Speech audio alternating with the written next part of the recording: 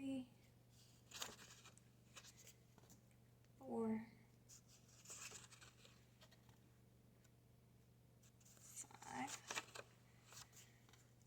5, 6, and 7.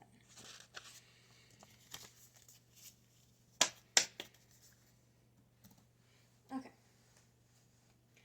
Prostitution is a troubling subject, especially when you take into consideration that it is illegal, unsafe, and condemned by society.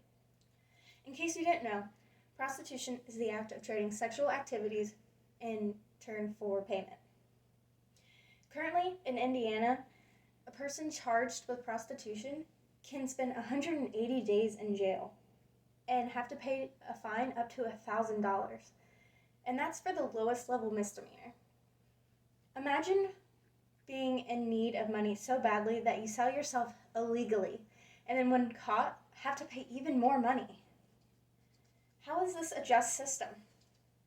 Today, I'm going to talk about the situation that many men and women find themselves in, what we can do to change the status quo, and why legalizing prostitution will better the lives of many. First, I want to introduce you to the bleak reality that we live in. According to HG Legal, which is one of the first online law and government informational sites, there are between 70,000 and 80,000 people per year arrested for prostitution or related acts. That estimation is for the United States alone. Between 70,000 and 80,000 people. This costs taxpayers around $200 million in taxes. So not only are the people in this industry paying, you're paying too. Spending time and resources arresting and trying prostitutes could be better spent on robberies, murder, and other violent crimes. Legalizing prostitution would free up police resources for more dangerous criminal acts, keeping our streets safer. Speaking of costs, there are other financial advantages to legalizing prostitution. In the U.S., prostitution is illegal, except for a few rural counties in Nevada, where it is highly regulated. That doesn't mean that prostitution doesn't exist. In fact, Habitscope's 2015 book on prices and statistics of the global sex trade, the industry is worth $14.6 billion in the United States alone. And that's while it's illegal. That's revenue being earned that the government doesn't get to tax. So if you consider an individual who makes $40,000 a year, which is the yearly median wage in 2020 according to the Economic Policy Institute, if that person were to file a single, that would put them in the 12% tax bracket for 2020 tax brackets put forth by the IRS. Now, in real life, taxes are very complicated, but for the sake of this discussion, we're simply going to take that 12% rate and multiply it by the $14.6 billion estimation. Doing the math, that's over $1.75 billion in tax revenue that could go towards roads, schools, healthcare, things that just better our communities. Now, speaking of healthcare, that's another area that could improve by legalizing prostitution.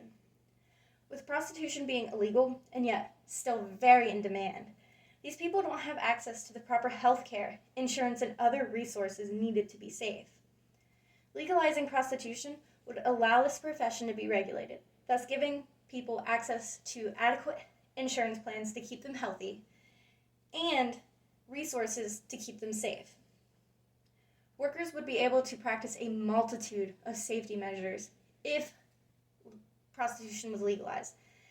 Currently, they don't practice safety measures because either they can't afford it or they feel pressured into not doing those things in order to keep business. Legalizing prostitution would also allow a community and a support system to form so that people have places and people to turn to when things go bad. Right now, these people can't go to the police when they're raped or brutalized. They have to suffer in silence. Legalizing prostitution would put an end to that.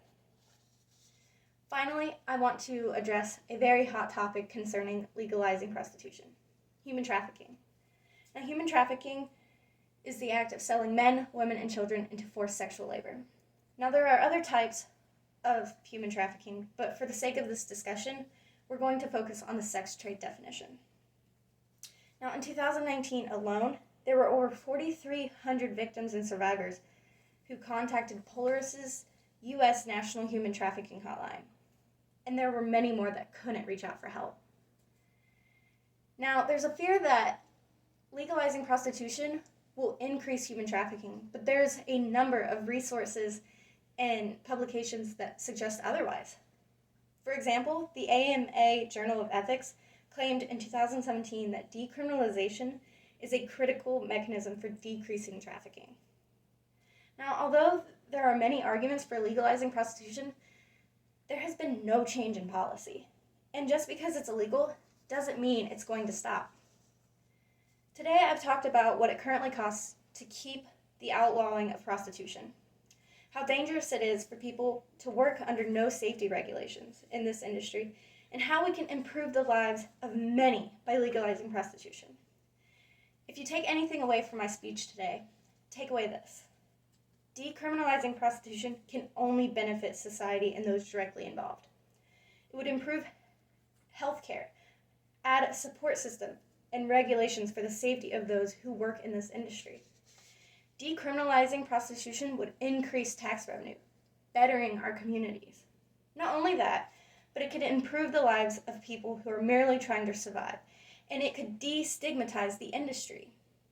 As Belle Knox, an adult film star, put it in 2014, how is it that it's legal to be paid to have sex on camera, but behind closed doors, it becomes illegal?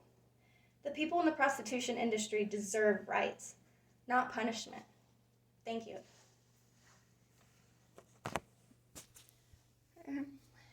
Here is the room, the guinea pigs.